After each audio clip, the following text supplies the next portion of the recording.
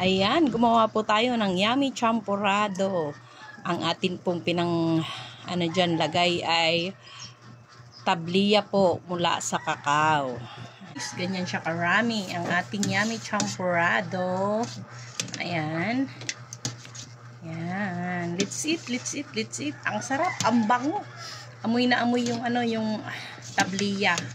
At ang ginawa po nating champurrado ay purong malagkit na puti. Ayan. Di po natin yan hinaluan ng bigas. Talagang puro po yan na malagkit. Kaya ubod ng lagkit din po siya. Ang sarap.